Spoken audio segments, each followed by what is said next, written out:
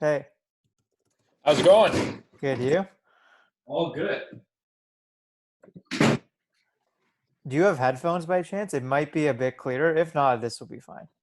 Is this an issue? Because if it is, I can put them in. But if not, hold on. I think it might be a bit better if you have headphones.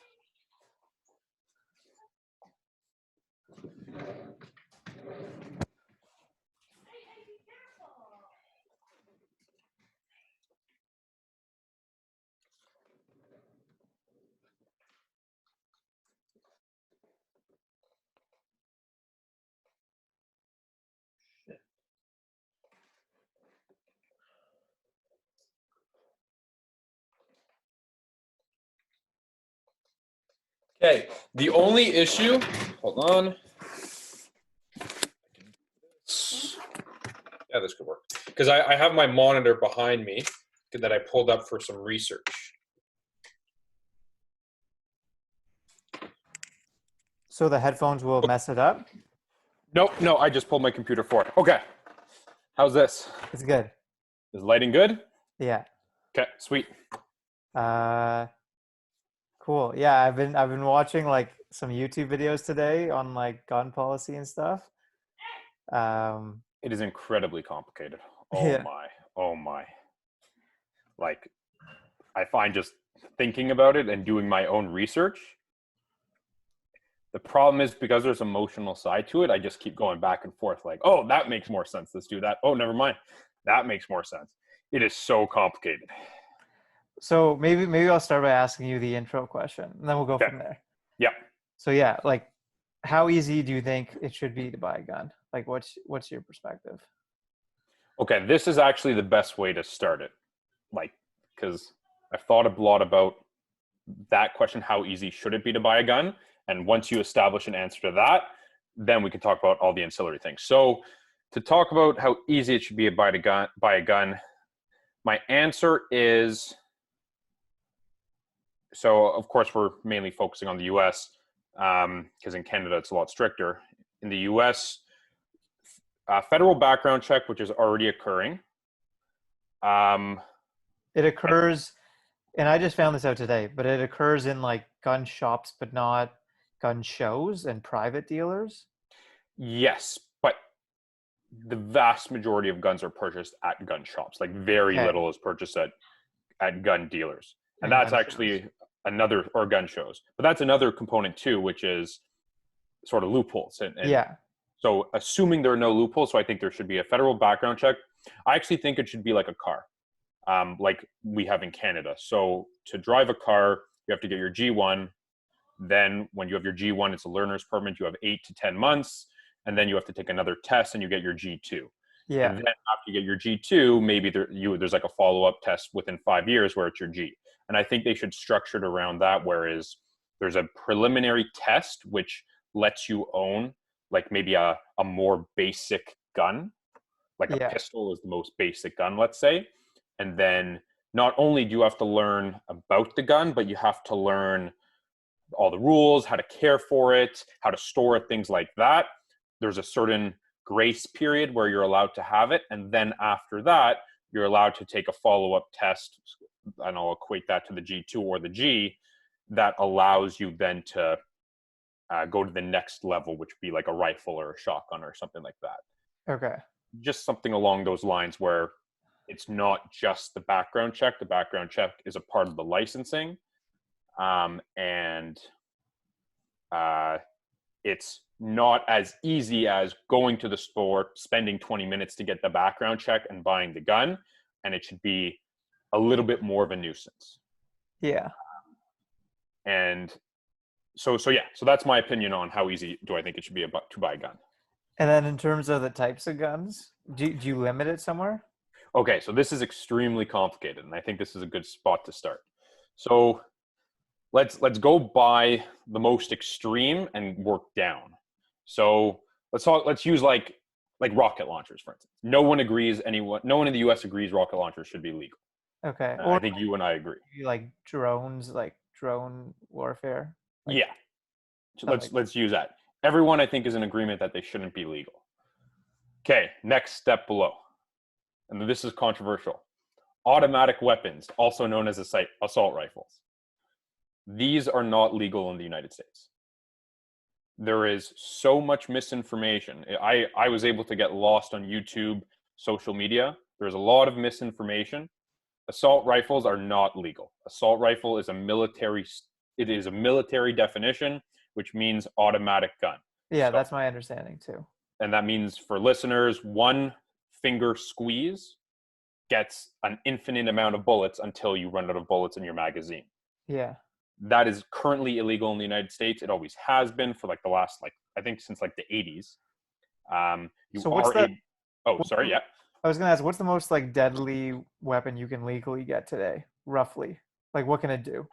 How many rounds? How many bullets can I fire in like a minute, roughly? Do you know? I don't know the stats, but I would say it's probably any type of rifle is Yeah, the answer. Whereas yeah. I think the majority of rifles they have 30 bullet magazines. Usually you store 29 because you don't want to max it out because it'll get jammed. And it's basically that's a semi-automatic rifle. So to viewers and listeners as well, it's one finger squeeze gets one bullet and you Okay. have to then release and then again another finger squeeze to get another And what another about bullet. the add-ons? Like that can aren't there like I don't understand it fully, but bump stocks or something that you can make it like spurts or no? Yes. Okay. So this is the challenging part. So well, I guess it was challenging, not so much anymore. So Are those again, legal still or no? they're illegal. So what those are is if you imagine you squeeze the trigger once, one bullet comes out. You squeeze it again, another bullet comes out. That's semi-automatic rifle, not an assault rifle. Why is it Now, called semi-automatic if it's only one squeeze, one bullet? well, basically, automatic is like one I squeeze get a mil that. infinite. It's semi-automatic is just it's another way of saying like one shot, one squeeze. Like Is a that's just handgun semi-automatic then? yes. Every Okay. handgun is Okay. semi-automatic. That's just the terminology. So Okay. the vast majority of guns are semi-automatic. Shotguns are not. Those are you have to cock them. So Yeah. for a shotgun, you have to do something in between each shot. Okay. Same thing for a revolver. There's a back mechanism that you Yeah. have to cock between each shot. Okay, got it. Handguns and the majority of rifles, you do not. They're semi-automatic, so you can shoot that Okay. continuously as long as you squeeze. So what a bump stock does is if you keep your finger in the same position, it moves the gun Right. back and forth. So rather than you holding down the trigger, you just keep holding down and the gun physically goes back and forth. So And it forgetting allows, technicalities, it's essentially automatic. Like it's quicker. You can fire yes, way more bullets per yeah. minute. So it's essentially automatic. Critics will say, people who were in favor of bump stocks being legal say it's extremely less accurate, which is true, but that doesn't matter. Those are now illegal. After Las Vegas, Donald Trump, I'm pretty sure it was the president, made executive orders which made bump stocks illegal. Okay. So those are now as well illegal. You cannot buy them. Okay. There Got is it. one component to guns in the US, which is grandfathering in. Grandfathering is basically if you own something before a certain date, the new rules don't apply to it. Yeah. I'm pretty sure for machine guns, like you're allowed to own machine guns from like World War II, but Yeah. no one's going out and mowing people down with Very machine. few people have them. Exactly. They're more for collectors and antiques. I actually don't know if that's the case for bump stocks. I would be surprised if it is because bump stocks are relatively new. So I don't think that's the case. But if it is the case, I think you should make them illegal, no grandfathering. So I cut you off. Where do you draw the line in your mind and Yeah. why? Okay, so the challenge is now I'm going to use an AR-15. This is the gun everyone knows about. The challenge is AR-15 because to go against, again, what is displayed on social media and all the late night talk show hosts, this is not an assault rifle.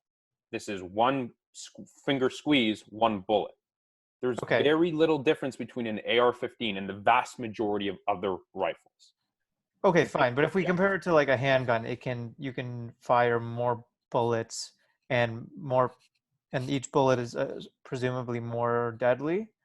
Um, Uh, It's not the highest on the damage list. Like a Okay, shotgun, depending on the range, is but might be more. more Yeah, bullets per minute than a handgun, right? to some degree, yes. Like But not. a handgun's like 8 bullets, right? 7 or 8 or something. And this would be a lot. I have It's to look it up after. it's not per. It's not. It's more so per reload than per minute. Per minute, you can definitely fire more bullets with an AR-15 than you can with a handgun. The Yeah, biggest reason why is because you have to reload after exactly. 9 bullets Exactly. versus 30. Yeah. But that's not that. That's not. That's like a. I don't think that's such a big difference just in terms of fire rate. Like I But don't if think the reloading numbers. takes a lot of time, I don't know. Reloading is very quick. Reloading is super quick. Okay. Like So maybe like I'll one. look it up after. Yeah. I'll look it up after, like how many bullets can you fire in an AR-15 versus a handgun? Because I think where you're going with this is if it's not many more bullets, then eliminating an AR-15 is not going to solve the problem. People will switch to a different gun. So here's ultimately the question. One, it is more bullets. I don't think it's that many more. But the ultimate question is, what do the stats reflect in gun violence and gun deaths? And is AR-15 the problem, or are other things much more of a problem? And I think that this is a good way to get down into like the nitty gritty and the stats and all that. Yeah. Okay.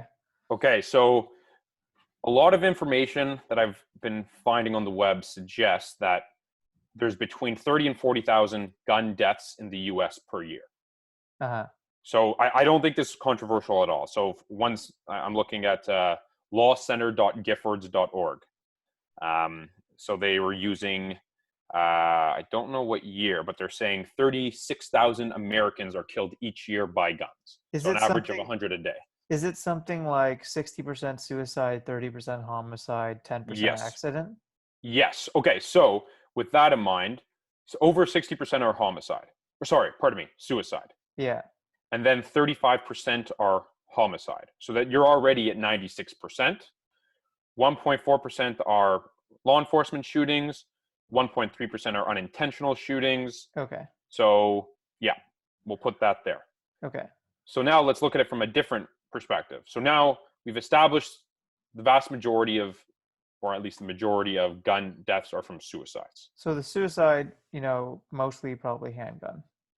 Yes. But if you look at it from a different perspective, which is what is the breakdown of guns, I'm looking at BBC.com. US and Canada. 64% of guns in US murders. Oh, this is US murders. Interesting. This is not US gun deaths. This is US murders. I'm curious if this is different. But what they found is 64% are handguns, 4% are rifles, 2% shotguns, 2% others. That's probably like there's a special like bolt gun where I'm sure you've seen in movies where you like cock something down below. It's like in westerns and they like spin it around their finger. And Yeah. 28% unknown. I actually don't know what unknown means, but that's very interesting. Okay, But let me ask you yeah, this. What's the argument in your mind in favor of like um why do what's the reason people might need a gun of any type? okay. So first of all, I do want to clarify. I'm not entirely sure where I stand on do people need guns in the first place or not. I Yeah. really don't know. When I made my position of how easy it should be a gun, that's more so within what's currently going on, like in the US and Canada. So it's not what I think if we could rearrange everything under my vision. That's more, here's what is going on. You have the Second Amendment in the US. Okay. Here's how you fix the problems. If I was king of the world and it was or king of the US president and it was my decision, oh, that's really tough. I mean, you don't have to say if you're not sure. Like I mean, I'm definitely not sure, but I would say I'm not too convinced by the arguments I hear as to why people need guns. Like Yeah. at least so I was listening to like Ben Shapiro and he was on some sort of I can't remember who he spoke with, but it was Okay. one of the top things. It was like a debate that he did. Was it Pierce Um, Morgan? yeah, it was Pierce Morgan, Okay. and he said the reason he thinks people should be able to have guns is in like threat of tyranny, like in case the government no longer becomes democratic and Yeah. you need to fight them. Interesting. Yeah. And the reason it doesn't resonate with me is like, I think that would make sense in the past, maybe like 100, 200 years ago, Yeah. when the guns you have are like relatively equivalent power to what the government has. But Yeah. today, like if the government turns on you, like they have drones and much more powerful They have stuff. assault rifles, despite what Jimmy Kimmel tells you. Like, let's say they have drones, right? Yeah. And like if we're not going to let people have drones, then it doesn't matter if people have, in my mind, it doesn't matter if they have guns, they're going to lose. So I feel like that That's a argument. very good argument. So that's one thing. And then in terms of the self-defense Yeah. from other people, which is the other common argument I hear, Yeah. um, at least from what I've seen, the data seems to suggest that like people with guns are more likely to die from a gun Hmm.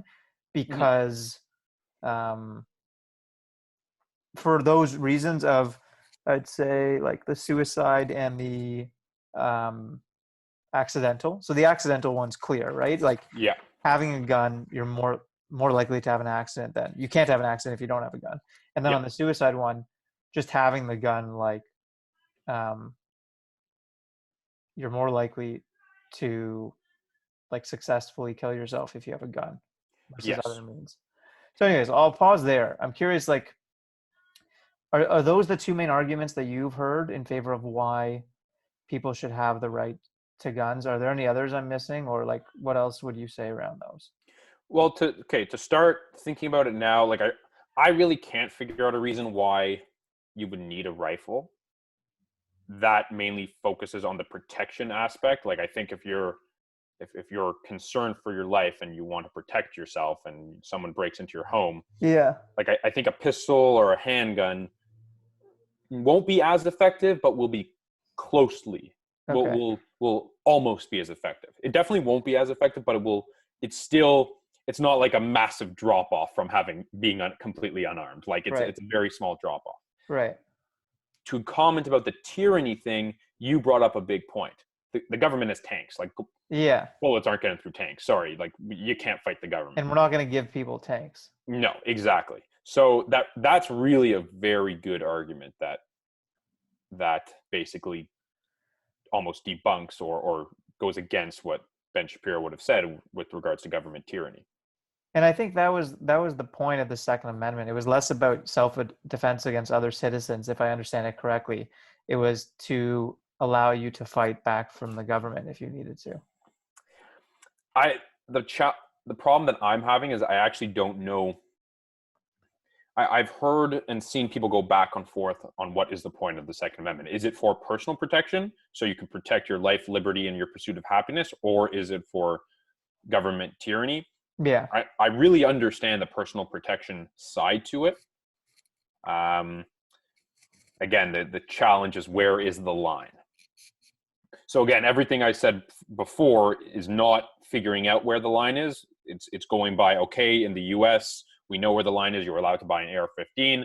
Let's put in like the G1, G2 style stuff. But if you're going to change some of those things, it is challenging on where do you draw the line. Here's something that I found that was very interesting. Do guns save lives? It's a sort of a counterintuitive question to ask, but do guns save lives? And I've actually come across a bunch of information that it seems relatively consistent. And I'll pull up some of the studies. Okay, so what essentially happened is after the Sandy Hook shooting in 2012, President Barack Obama issued an executive order allowing one of the agent, I think it was allowing the CDC to review existing studies on causes of ways to reduce gun violence. And one of the things they were trying to figure out is, do guns in fact save lives? Does the threat of violence deter other violence? Because that's essentially what a gun is. You come into my house with a knife and I whip out my AR-15. I am deterring you from doing anything further and you're going to go away. So that's the idea of having a gun for protection. It's not to use it. The point is to not use it almost. So what they came across was that So this is an article from investors.com. I'm not really sure. I've never heard of that before. But essentially what they came across was that it's so hard to tell how many lives per year guns save because, again, you're trying to quantify something that is not reported. You know how many lives guns take because you're reporting the life someone was killed. But it's not often reported that, oh, someone didn't shoot a gun, but it still allowed them to protect themselves. But so they ranged it from anywhere from 500,000 to more than 3 million per year, which is a huge, huge range. And then, So so it's tough to say. so like I've seen like graphs that show like the number of guns per capita per Yeah, person in a country versus the number of gun deaths. yeah, There's a strong correlation. So like yes, US is the highest in guns per person in the world, and yeah, they have the highest gun deaths. yeah. Um, but would this suggest that like maybe they are lower on like stabbings and other things as a result? I Is that don't what think they it say? would suggest that, but I don't think that graph actually matters because it's a rate. So I don't think you can compare the amount of gun deaths per gun ownership. I think you should compare the amount of deaths per people. No, So this is per people. This is per people. so this is okay. So sorry. Say it one more time. It's gun deaths per 100,000 people in your country, not Yes. not people that own the gun. So what I'm curious about is deaths per 100,000 people. No, that's what it is. No, not gun deaths No, it overall. compares guns per Oh, okay. 100,000 people with gun deaths per 100,000 people. Okay. Gun So what? ownership versus gun death. So like in a Yeah. country where more people on average have guns, are more Yeah. people dying from guns on average? So what I'm curious about is what about overall death from so I'm saying don't isolate the guns, just isolate overall deaths from homicides or things like that. Right. So you're saying, well, would that suggest that maybe like homicides of other forms are a lot lower? Hypothetically, yes. So So and let's say you yeah, incorporate all homicides and it's still higher. yeah. Then what? Like then does it dispute that? If you incorporate all homicides and it is higher, Yeah. it doesn't dispute it. It may, however, discredit it Yeah, it might because or there's got to or be, that means yeah, there would need to be a different explanation for what's going on. yes.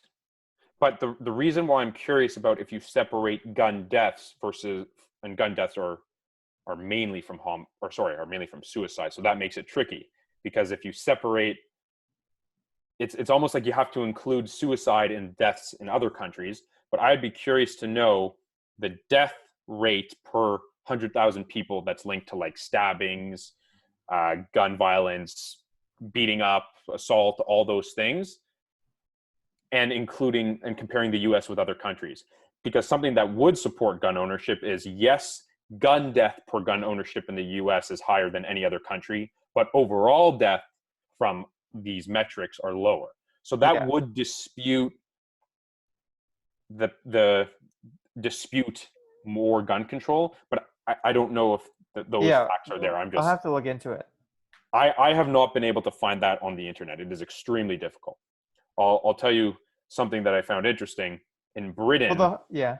in England, I think mainly in Britain, the knife crime and the deaths per knife usage are off the charts. However, from guns, they're very low. So again, it's not really disputing it. It's sort of, can you merge them together to get a bigger picture understanding? Yeah, I'll see if I can find it. Like the graph I was referencing is gun ownership per capita versus gun deaths per capita. I'll Yeah, see if I can find homicides per capita yeah, and suicides per capita. Those are the two I guess you need. yeah, And you combine those and then you compare them to the gun ownership per capita and see if that trend still exists or not. yeah. That'd Because be interesting to if it know. doesn't if it doesn't exist anymore, then to the point of whatever, I can't remember the source that you referenced is, but Yeah, if the correlation no longer exists, it means that people are committing suicide by other means, and you're seeing the same rates of suicide and same rates of homicide. yeah. I also see an article in Forbes about the estimate of 500,000 to more than 3 million violent or lives are saved hypothetically from guns, and then within those numbers, so what the thing said was the defensive use of guns by victims are at least as common as offensive uses by criminals, with estimates of annual uses ranging from about 500,000 to more than 3 million in the context of about 300,000 violent crimes involving firearms. So that means if people are using a gun defensively, it could be for a robbery, 500,000 to 3 million times. It also could be for a minor break-in, or it could be for someone trying to kill you. They isolate 300,000 of those are for violent crimes, and the rest could be for non-violent crimes. But again, that doesn't, if the correlation still exists with what you're suggesting, that's stronger evidence against gun ownership than this is. Yeah. This is a very isolated view that you need in context with others. So, like, would we expect to see, if this is true, if what they're saying is true, would we expect to see higher rates of violent crimes in Canada versus the US on a per capita basis, given there's less guns? Yes, which seems quite strange to me. Yeah. But, like, in fairness, I'm trying to defend their point. Yeah. Maybe there could be other factors at play. Yeah. I'll look into it. I find the argument hard to buy. Yeah, I agree with you. But I get the concept that, police having guns could deter crime. Like, seems reasonable to me.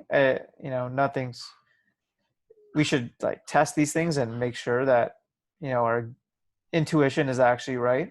But it seems like that would be the case. Well, one of the challenges I find here is that, so right now we're in a time where everyone values facts over fiction, like fake news.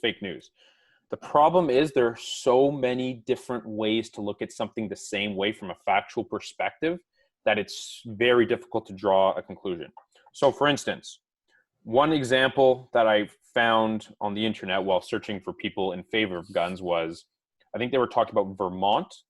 Vermont has some of the loosest gun restrictions in the US, yet they have the lowest gun deaths. I don't know if it was rate or absolute in the US. Another way... Well, it needs to be the rate. The absolute is... Yeah, it has to be the rate. Yeah. It has to be the rate, which was interesting because that sort of goes against the narrative. Another one was like 94 to 98% of all mass shootings happen in gun-free zones, which is also very interesting. So there's certain, like in New York, I don't believe you're allowed to walk around with a gun. So it's either state law or city law. You're not allowed to walk around with an open carrying gun. So that's considered like a gun-free zone. So I'm curious. The stat said 98% of mass shootings, or 94%, above 90%, happen in gun-free zones, which is also very interesting.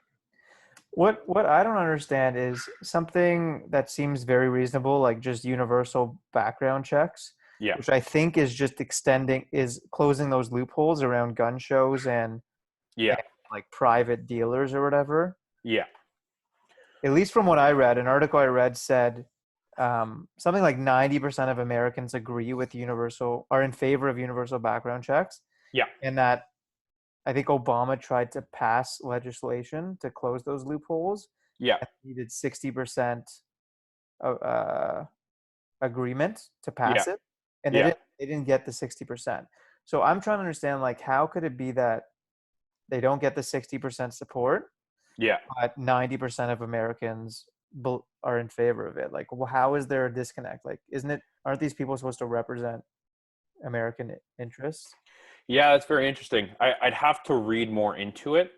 I haven't read about what Obama tried to do. I suspect that it was a little bit more extreme than what the Republicans were willing to allow. This is purely a guess, because because universal background checks are already law federally in the United States. So I can't figure out why people would vote against it. I suspect because there was a higher level of restriction. But yeah, no, that's I don't really know. Actually, I want to go back to that for a second. The gun show loophole. So from my understanding, it exists, but it's very minimal, extremely minimal. Okay. The vast majority of gun sales are bought legally.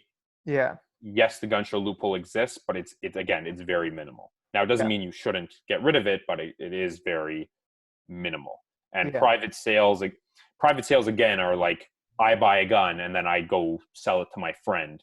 So like that is illegal. So I think there is something, there's another component to the gun situation in the US that has to be addressed, which is enforcing laws already at play. So I know Ben Shapiro's made this argument. He says a big issue with guns right now is there's a lot of people who have guns that shouldn't have them, that the government knows about. It's just about enforcing. And this is difficult. This is very difficult. Because basically the idea is like, if I think the idea was one, a gun is knowingly transferred privately to someone else, which again is illegal because you have to go through background checks, or two, someone's mental health situation changes that would then cause them to fail a background check if it happens now, but they already got the background check 10 years ago when they bought the guns, and yet they still have the guns and no one is enforcing the laws already on the books. And that comes down to a financial component. You just need to make sure government agencies have enough money to enforce the current laws. And I think there is a big component to that as well. Right. So one thing that I found was interesting was misrepresentation of guns in the US, misrepresentation of facts. And I want to go back to this for a second. I know I like to call it Jimmy Kimmel. I like to call it Jimmy Kimmel, Conan O'Brien. I'll even call it Barack Obama here. I think a big problem that's happening in the US is there's agreement. Like what you said, 9 out of 10 people, Democrats and Republicans, are universally in favor of universal background checks. So where is the disagreement happening? Why are people disagreeing? I think part of the reason is people just don't know the laws. Or people don't know the facts. So one of the things that we discussed at the beginning of the podcast is an AR-15 is not an assault rifle. So for listeners or viewers, AR-15, A doesn't stand for assault. It stands for Armalite. R stands for rifle. So it's called the Armalite Rifle 15. Armalite is the equivalent of Honda or Toyota. It's just the company that makes it, or it's modeled after a company that made it. So Barack Obama was giving a speech and he said in US, so I think the quote was, he said, in the United States, American gun laws don't make a lot of sense. You can basically, without much, if any, regulation, you can buy guns over the internet. You can buy machine guns. If you want to unite people to support legislation that is unilaterally accepted, everyone has to be on board. And I know there are a lot of Republicans who criticize Democrats per se, or maybe the media, for their misrepresentation of guns in the US. And I think that adds a lot of divisiveness that really shouldn't be there, because you think everyone would agree on some of the basics of common sense gun laws. Like one comment that I found was very funny. I saw this on a couple different mediums. They were talking about fully semi-automatic rifles, fully semi-automatic assault rifle. A fully semi-automatic assault rifle, that number one, doesn't really exist. Fully semi-automatic means, Beyond Burgers have 50% meat, 50% Beyond, like veggie stuff. What? Like Beyond Burgers are making the 50-50 burger. It's like 50% meat and 50% veggie, and they're doing it to curb. Okay, anyways, whatever. They're doing that? Yeah, they're doing it. And I'll relate it back to guns. Are you sure about that? Absolutely, 100%. It's basically to lower meat. If you want to eat less meat, but you still like the taste of meat, they're making this. No, not Beyond Meat. Maple Leaf is doing it. Pardon me, Maple Leaf. My mistake. But basically, if you say it's a fully semi-automatic assault rifle, That's like saying it's a fully 50-50 Beyond, or a fully 50-50 burger. You're describing something fully that is in itself not fully. Yeah. Like if I have a half hot chocolate, half coffee from Tim Hortons, saying fully semi-automatic assault rifle is like saying I'm having a fully 50-50 half hot chocolate, or fully half hot chocolate, half coffee. Like Yeah. it doesn't really work to put the word fully in front of semi-automatic rifle, because it confuses the definitions. Additionally, the whole thing with assault rifles and assault weapon not actually being a term, it's more of a political term. So I think a huge issue that's happening in the US is there's just a lack of understanding of what's legal, what's not. And that causes a lot of divisiveness where people just can't agree because you have two different sets of people arguing two different sets of facts. Yeah. Yeah. This is, I guess, a difficult one. What do you think about the licensing one? So like what I suggested with the G1, G2 Yeah. style thing. I think it seems to be a step in the right direction. Like, um, I think every little bit counts. Like the closing the loopholes and having universal background check, even if Yeah. it's a small percentage of guns. Yeah. Like if that's easier to pass through, you start there, and then on the licensing piece, like if you can reduce the number of impulse Yeah. purchases, like I saw a proposal that said pretty much don't let people get guns like immediately, like Yeah. delay it by like even a couple weeks, and you reduce people who, if someone's having like a schizophrenic episode or something like that, or is enraged and wants to kill someone out of like intense anger that's going to subside in a couple days, like Yeah. you can prevent those impulse decisions. Same with suicide is often, at least from what I've seen, studies have shown Yeah. most people who attempt suicide most times afterwards, like they're happy they didn't successfully kill themselves. Yeah. So like for those reasons, I like the idea of a licensing system or something that delays the process a little bit. That's actually a very good idea. That's a very good idea. Because all you would need to do is you enforce the universal background checks. You can keep the laws the same as Yeah. long as you're enforcing them. You just add a slight delay to see if people change their minds. Yeah. That's a very good idea, actually. Because like you shouldn't really need it immediate. Like in what scenario? I'm trying to think. Maybe someone makes an argument for self-defense purposes. They think there's a threat to them and they need a gun immediately. Yeah. Um, Okay. I have a scenario, and I'm curious what you think. So I don't want to talk about the other topic because that's a whole separate ballgame. But just from a statistics and facts perspective, gun sales in the last couple months, specifically after a lot of the protests in the United States, have spiked. There was a huge increase in gun sales, massive. One of the reasons that this was occurring were, and again, I want to try to, I don't want to say the wrong things, and don't want to get into that topic of conversation, but there was a lot of business owners, small business owners, buying guns in anticipation of having to defend their businesses. And you had examples of groups of people going out in the streets at night during the protests and the rioting with guns in front of their stores, essentially defending their business in case in case something happened that yeah. happened to damage their business. So in that respect, I can see the need to wanting to get a gun sooner rather than later. Also, to go on that topic of current events, if you make radical changes to the police, I think also a lot of the calls for completely defunding the police are spiking people's interest in buying guns, again, for that defense purpose. If they can't trust that the police will defend them, they're going to want to make sure it's taken into their own hands. Right.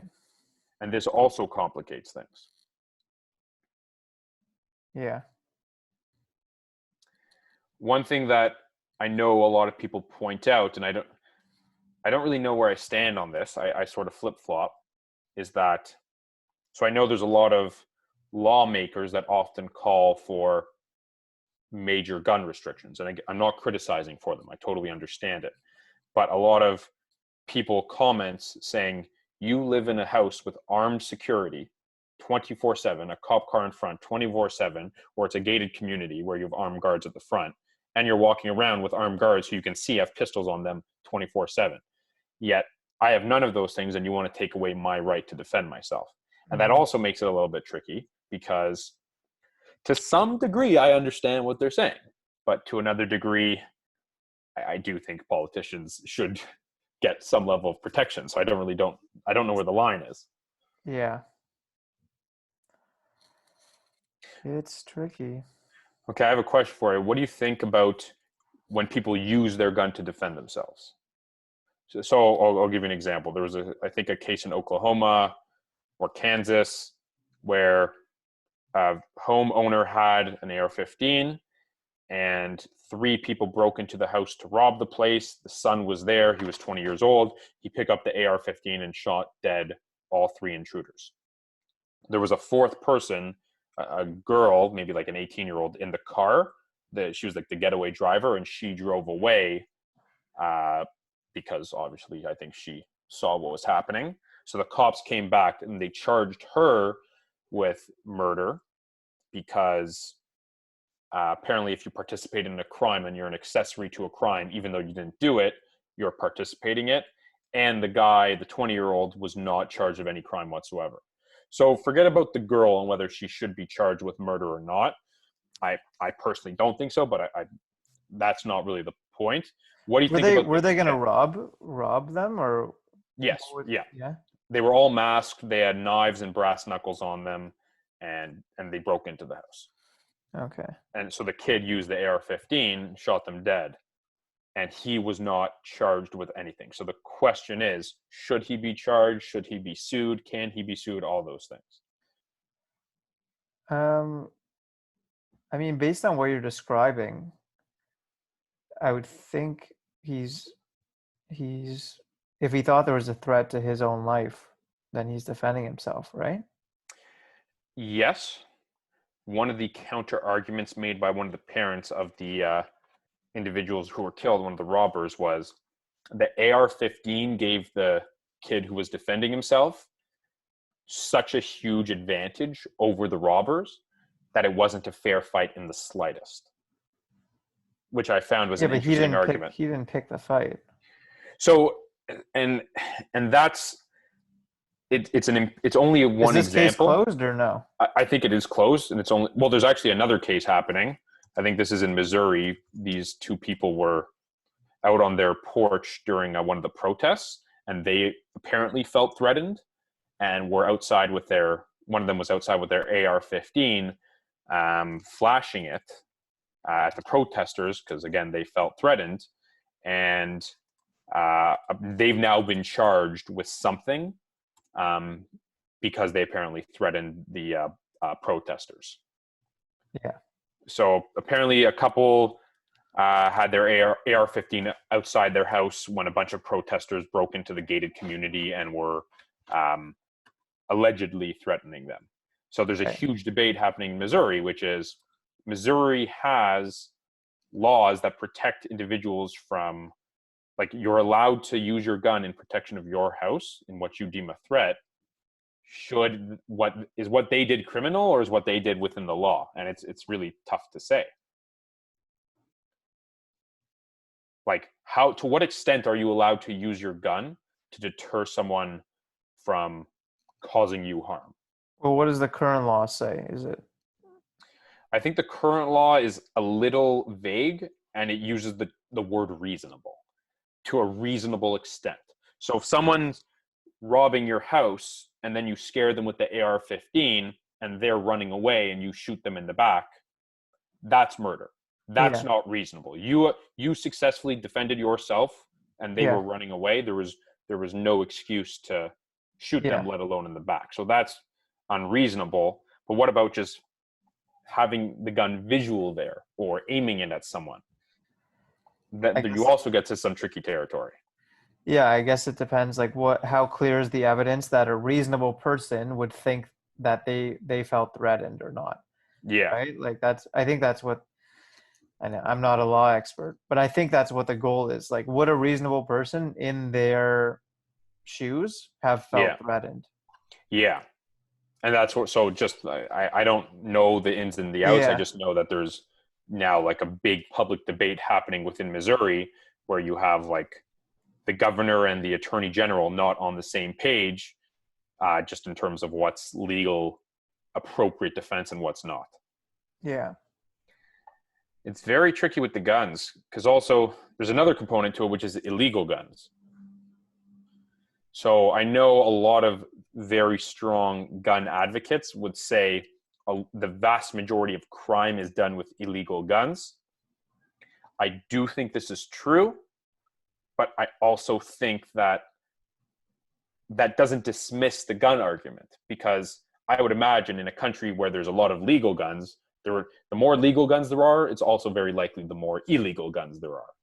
So I think, wouldn't it be the vice versa? Like in a country with if you can't get access to guns legally easily, yeah. wouldn't there be more illegal guns and vice versa? If it's very easy to get a gun legally, there'd be no need for illegal guns. Well, I don't think it is as easy to get a gun as we think. I think it's a little bit more difficult. So like a rifle, for instance, costs like over $1,000. Whereas I'm Oh, sure so if you bought it you might go illegally for cheaper, for or cheaper if you and have to a not do criminal the record. background, exactly. Yeah. Like if you have a criminal record, I'm fairly confident you're not allowed to go Yeah, get a gun. yeah, So that also makes it tricky,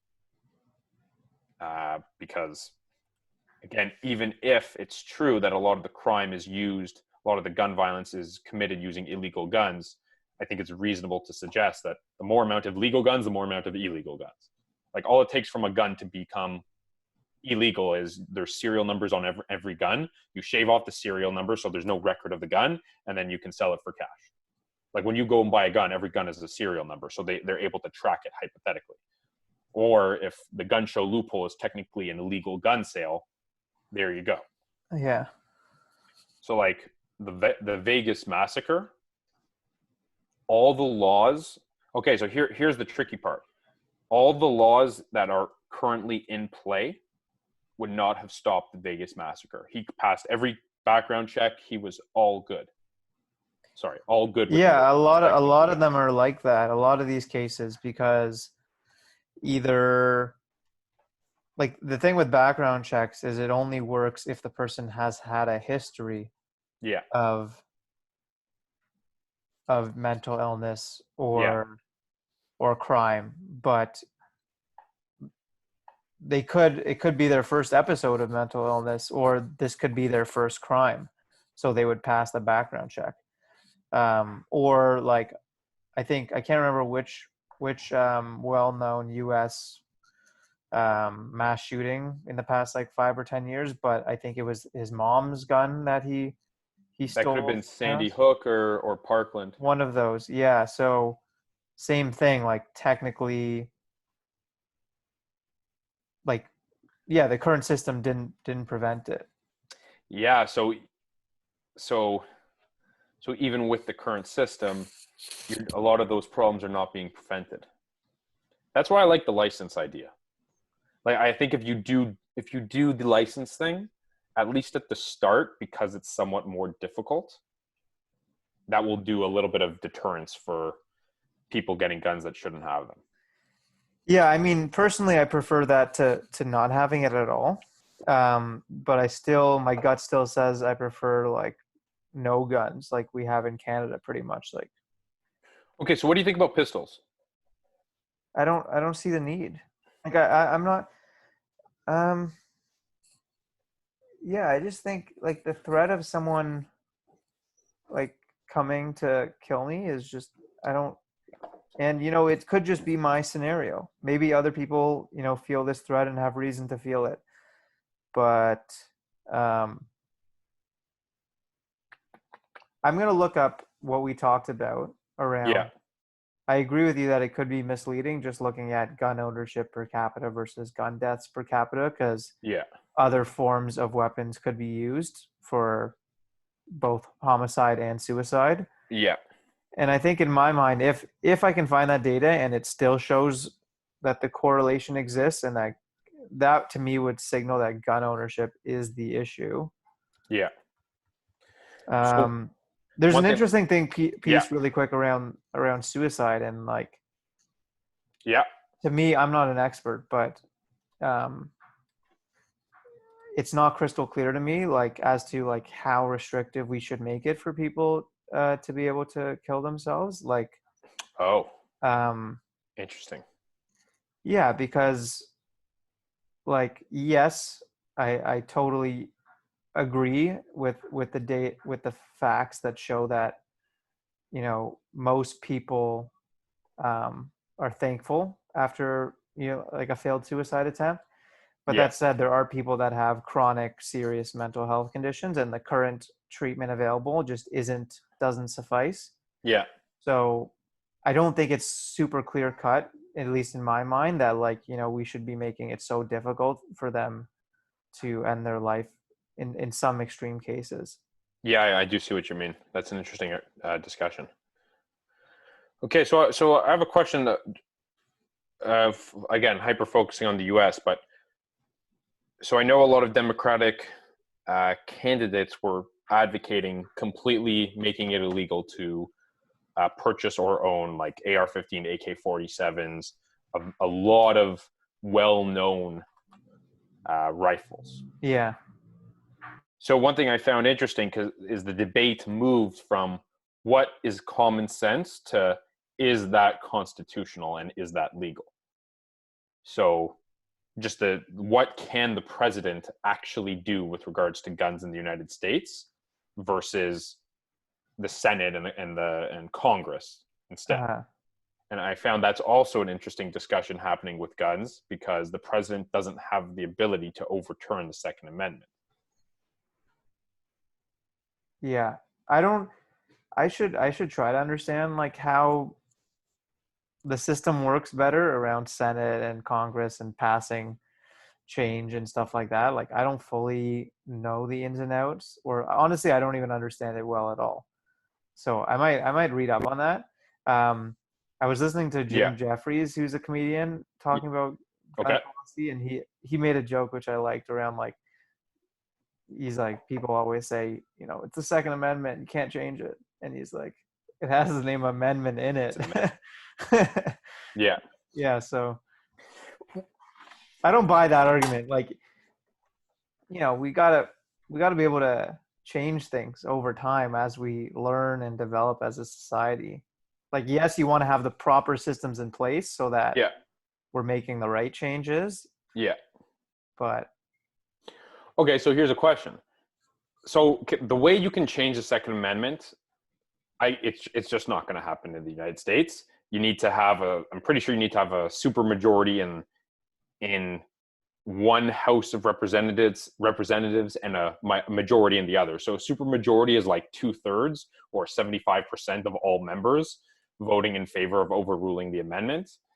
I think that may be the Senate, and like the Senate, that means that you have 75% or 67% of senators voting to overrule the Senate, and I just cannot see that ever happening because the U.S. you have two in the Senate, you have two senators per state. In Congress, I don't remember how it is in Congress, but I just can't see the majority of any one of those bodies ever ruling to completely overturn an amendment. I can't see that happening. And that could mean that even if it's proven that guns in the US are more negative than positive based on what we discussed earlier, like the overall death rate increases with gun ownership regardless of what it's from. I just can't see the US changing those laws for the considerable future because of what's currently allowed for overturning this Second Amendment. And that also complicates things because you'll have a small groups of individuals or even like a minority of individuals up to like 40% wanting something that 50 plus 1% will never vote for. And that causes a lot of division and could cause a lot of problems in the US. yeah. Um,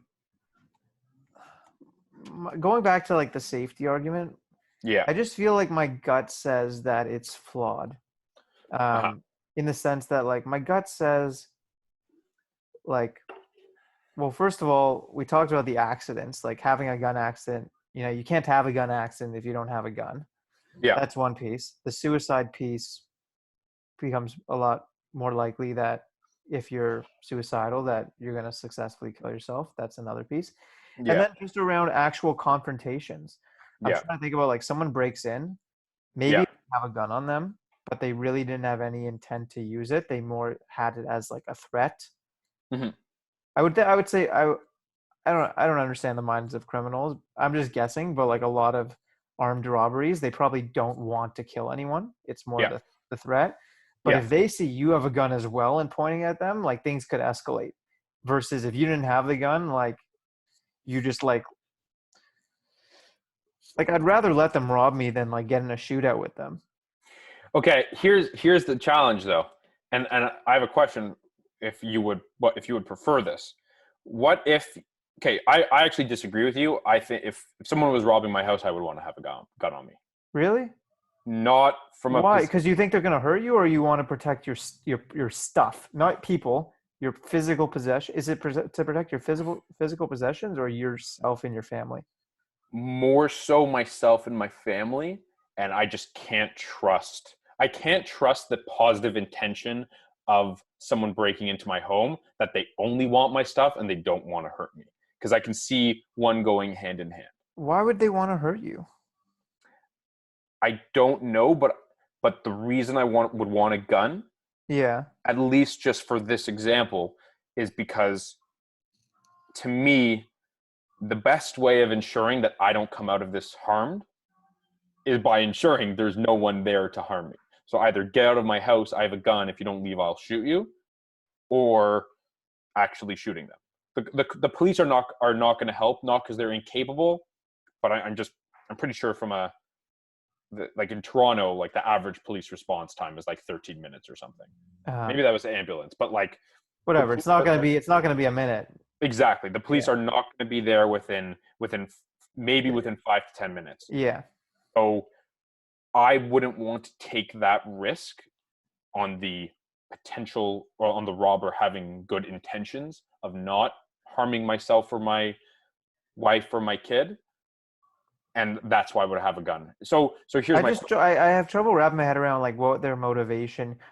If their primary motivation is robbery, like I don't see what their motivation would be to hurt me unless I am resisting. I don't think Um, their primary motivation is robbery. I think their primary motivation is survive.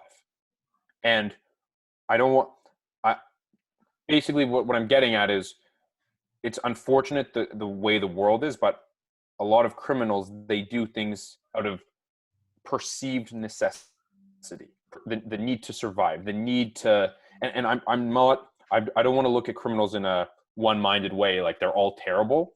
A lot of poverty yields crime, and a lot of that is because a perceived requirement, or perceived need to survive, which is only done through committing the crime. I don't think someone committing a crime is going to want to risk me identifying them later. I know they can wear masks, but often people don't wear masks, or the masks fall off, or things like that. I think yeah, people would want to yeah, take that's every fair. risk possible to not get caught, not not just during the crime, but also afterwards. And if I'm a risk in identifying and reporting them to the cops, maybe they want to get rid of me. Yeah. So here's my question though. What if you were allowed to have a gun, but only in your house? So on the street, hypothetically, well, mind you, there's a different argument for that, but hypothetically, for a guy on the street, if I'm walking home versus if I'm sleeping in my house, if someone comes up to me on the street versus if someone breaks into my home, I can imagine that their intent to cause me harm, maybe there's a little bit less intent if they're just robbing me on the street versus breaking into my house. Yeah. So maybe I'd be willing to, if I got robbed on the street, being like, okay, fine, watch, phone, wallet, I don't have anything else. What, are you going to kill me? But I would distinguish that from in my house, where if they did break into my house, it's a lot more effort than just robbing me on the street, and I wouldn't want to take the risk. But I can actually see that distinction. What would you say about that if you're allowed to have a gun only in your house for defense in that way? I mean, to me, the issue is still that, people are going to get guns who, like, some of these people are going to get guns and take them out of the house and could commit mass shootings and stuff, right? Yeah. Yeah, and that's tricky. Because I even know, well, I know gun rights advocates who are women say that women gun ownership, it's so like it's clear that it's a lot easier for a man to walk down the street late at night in the dark than a woman. Yeah. Unfortunately, that's the way that we live, the world that we live in. But I know I've seen on YouTube a lot of gun rights advocates who are women saying that having a gun, like a pistol, which often in the US, women walk on their own. When they're doing that, they have like a pistol in their purse. That could be very helpful in defense, but I don't actually see. I can see that also going incredibly wrong, like a perceived threat with a gun, like someone walking alone at night and they perceive someone as a threat, and they accidentally pull the trigger. Yeah. But Yeah. yeah, I that's think tricky. I'm glad we had the conversation because I think you left, at least it's a little bit less clear in my mind. I think from the research I did today, it was pretty clear to me that we'd be better off with no guns. Yeah. But I can see some of the arguments. What do you think I'm about for excited to hunting? do some of that data, that What do you think about research. for hunting? Just like a completely separate note, but for hunting. Um, well, you know me from, like, given I don't eat meat, Yeah. mainly for ethical reasons. Yeah. Like, I have trouble understanding hunting for fun, Yeah. and then if it's for survival, I also it's more reasonable to me, but I still have trouble with it given the evidence seems to suggest that you can be healthy without eating animals. But okay, so to some degree I agree with you, but the one thing I'll say about hunting is, now mind you, I don't know that many people like this, but I've heard arguments where people say they will not eat store-bought meat because basically at store-bought meat with like chickens and all those things, we're breeding these chickens to die.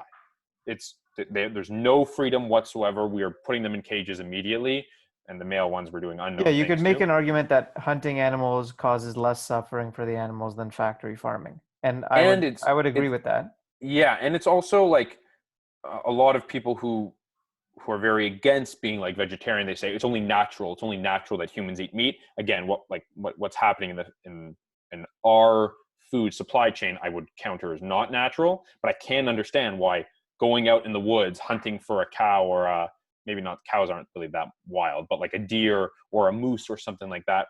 I can understand. I can sort of see the fun in it. I don't know yet if I would find it fun, but I can understand that. But I can also see why people would want to do that for meat as a more ethical alternative to eating what is currently available in grocery stores.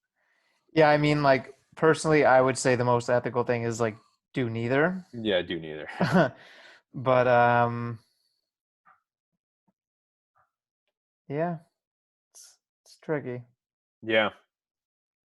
There's also a hunting one with moose.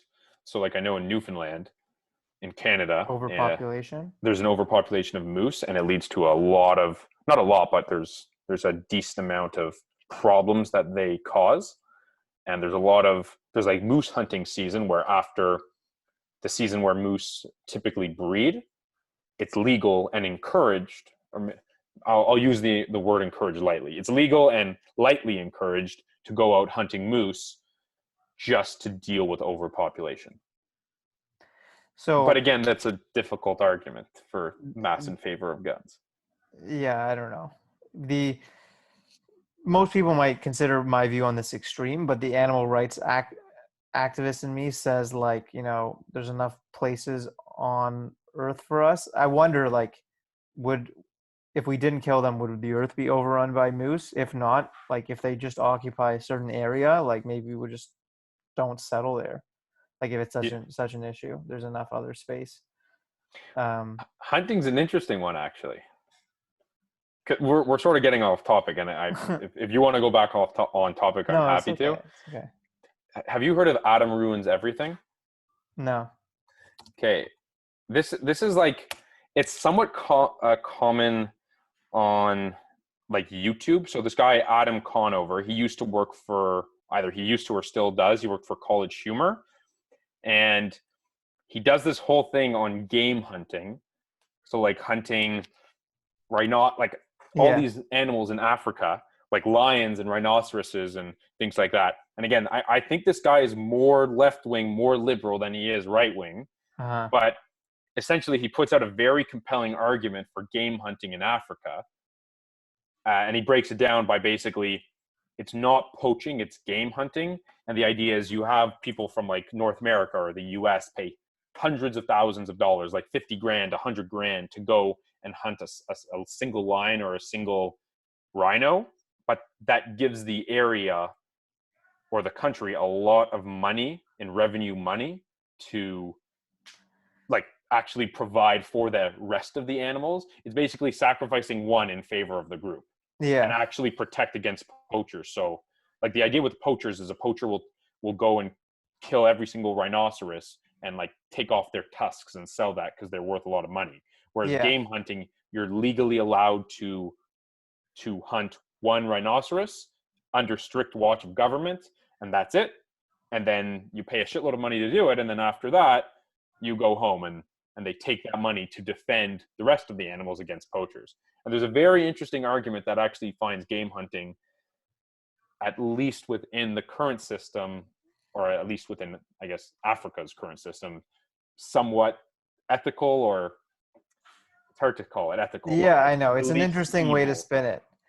Yeah, Once again, like the animal rights activist in me would say, if you use that analogy with humans, let's say yeah, people were interested, these yeah, billionaires were interested in like hunting a human for fun, and yeah, they'd be willing to pay tens of millions of dollars or hundreds of millions of dollars to do so. yeah, You could make an argument that $100 million could be used towards medicine and could yeah, save more lives than the hunting of that one person. But there's no way society would say that's ethical yeah, for the human. So I would say maybe we should say the same for the animals. yeah, Um, I get that animals are different, but yeah. they have some similarities. What if you did that? Now, I'm not advocating this at all, but hypothetically. So, unfortunately, the way it is in certain countries around the world, if you are killed or I don't want to jump to a conclusion, so I'm going to try to be vague in certain ways, but if you're killed or kill yourself in favor of a cause, your family gets a lot of money. So I know with Israel and and the Palestinian struggle, without going into any judgment, I'm pretty sure this is a fact. Again, no judgment. That if a Palestinian does something in their fight for freedom against Israel and dies, their family gets a lot of money. So now bringing it back to this, hypothetically, if you, let's say you had a human who was sick or ill and he agreed to let himself be hunted by millionaires, and his family got $1 million or something like that, or Yeah. billionaires. Well, this is completely off the radar. You made me think about that. What do you think? Do you think that should be legal? uh, seems pretty twisted. It seems very twisted. It seems very twisted. My gut says no, but I'll Well, think about it. the reason I was thinking about it is because earlier you were talking about suicide and the moral challenges with suicide, and it actually may be moral to let the person commit suicide. Like it's hard for us to judge. Yeah. So So what if there can be a financial incentive gain? I don't know. It's just a random thought that popped into my head, given the challenges of It's what too you hard said. for me to wrap my head around. Yeah. I'll try to think about it more. Anyways, Anyways. it's been a good convo. I'm gonna do some of that research, and I'll let you know what I find. Yeah. Please send me stuff that you think is interesting. Yeah, I'm just curious to know, because a lot of gun advocates use that like 500,000 to 3 million to defend having guns, but and that may be the case, but if the overall amount of deaths increase as society has greater gun ownership, it doesn't really matter that guns are used to defend yourself. More people are net dying, so it doesn't matter. Right. Yeah, I think that's the biggest way to counter that argument, we'll say.